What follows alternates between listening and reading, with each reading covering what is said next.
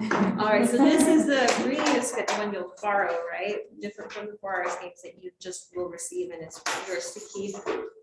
Inside that has pulled out the binder and read through the lesson first, which has the materials that should be in here. Colette, I'm sorry, remind me, the solar oven is ready for how many students? That one is 10 students. 10 students and 1 workshop, right? Yes. Okay, so 10 students, 1 workshop. It has, let's see, general supplies are the ones that you can just put together yourself if you run out. Unique supplies, I don't think this one has any. So yeah, you should be able to replace any of the things that are in here. So these are fabrics. Okay, so let's see. Read the lesson, and when you do your workshop, if you can please, Deidre, track, you know, the location where you're teaching, the date, the number of participants in your team. Love that to have that back. For cleanup on the back here, there's a picture so that it can get put back in a nice organized way that the next workshop participant will get a cool ReUse kit box to use. There are 2 sets. There are sets of instructions here for the students for the procedure. And as far as the STEAM aspect is concerned, we should have a diagram here as well. No. You know, I forgot to print it out for today. So there is a summary again of the concepts that are being explored with the solar oven, which you can also compare to the greenhouse effect, right? And that also leads to a conversation on climate change and global warming, if you like. But for now, it's just how is the solar oven functioning the same as the greenhouse effect for the Earth, right? So there is a set of instructions for each student. And yes, it is kind of exploratory in a way for them as well, because they'll be bringing in their own box.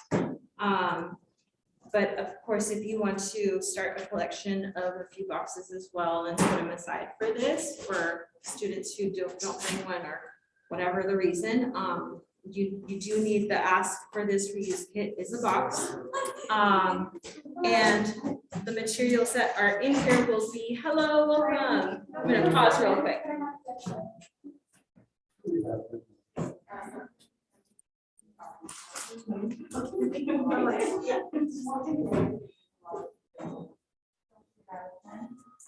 Incidentally, St. Carlos has a bunch of mini pizza boxes because apparently we were going to do this like in before times. Oh. And so I will count how many I have. If anyone needs like just a few extra just to have on hand.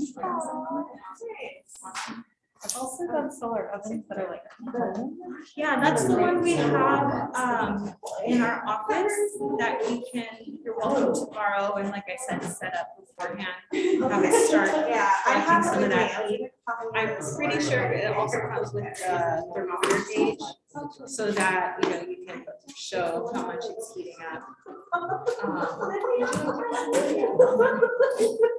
All right, so a couple of things. This is a great kit to have these stations set up already.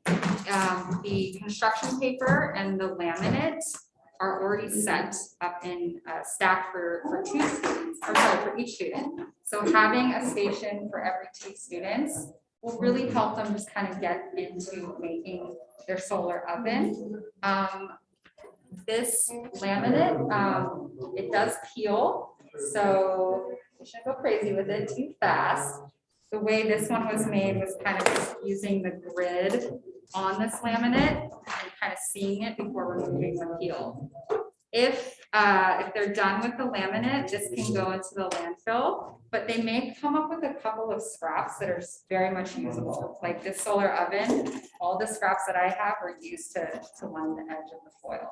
So repurposing the laminate would be really awesome, or putting them in the bin into the little ReUse bag that we provide, so the next workshop can use them as well. Aluminum, there's going to be a lot of it. They're going to have to think about how they can cover the inside of the solar oven There will probably be extra pieces. Definitely encourage them to make a ball out of that. This is recyclable. So we could definitely recycle this instead of throwing it away, or they can use the pieces to layer a little bit more. It doesn't have to be perfect on all the edges. You know, they don't have to obsess over it, but it is kind of fun to fold the foil so that it fits inside. The first part of this lesson actually is to cut this three-sided square rectangle. There will be rulers and these scissors, but you may need to support the students because that's a tricky part to kind of start with the cardboard. I used a box cutter just because I had one, but I wouldn't encourage giving that to students. So helping them with that first move. And then the second step is to line it with foil, and then they're going to use the black construction paper. We've provided a lot of black construction paper because they may bring a pizza box in. So you may need to use more sheets of paper. And there's enough glue for each station. There's also packaging tape to give them more ways to use adhesive. Let's see. So yeah, having each of the stations as well as the instructions for them to look at step by step. But you're going to get a variety of different shapes. We did have these, but we're going to take them back. We like the chopsticks better. And this is something that people accumulate sometimes at their homes. So it's a good thing to encourage students to bring in if they have them, or if you have a collection, and they kind of just fit the box a little bit more. If you do see these in the box, we'll cut them down for you. They're just a little too large for this project. We'll find a way to reuse those for sure. Let me see. There is packaging tape for each station. It might be too much, but it just helps students not be like, why do they have tape and I don't have tape? They can just have their own. And if they're a perfectionist like me, they want to maybe tape down the foil a little bit, but it's good not to put too much over the foil because that's what heats the object inside. There is no food at the library, so we have to really encourage students not to cook any of the food at the library branch. However, if they bring this home, they can do that at home with supervision. In our lesson plan, we described putting crayons in here just to see how it melts. I've heard it takes a little bit of time, so getting them to think about things they can use that are not food, because it's just not allowed. Good shade crayons too. Yeah, there you go. Yeah. Like ice cubes would be good. Ice cubes is a great option too. Anything that, I mean, it's super fun to do, like s'mores, of course, but they can do that at home. So don't melt all those crayons in there and then. That's a really good note too, like separate the food one. Plate wrapped in material. like the black There we go. construction paper, and there's here's your baking tray. There you go. Yeah, emulating an oven. Good side project for when someone's done early. There's been a lot of talk about like the side projects that can evolve from these kits. So I definitely encourage exploring that and doing what you feel comfortable with as well. And also seeing that in students, if they really want to go far with one idea, like super encourage that. But there isn't any limits, you know, and it's all very creative to come up with these things. Let's see. For those of you who have joined us, this is there's a participant tracking log at the front of every binder. The only kit that doesn't have tracking is the 4Rs games.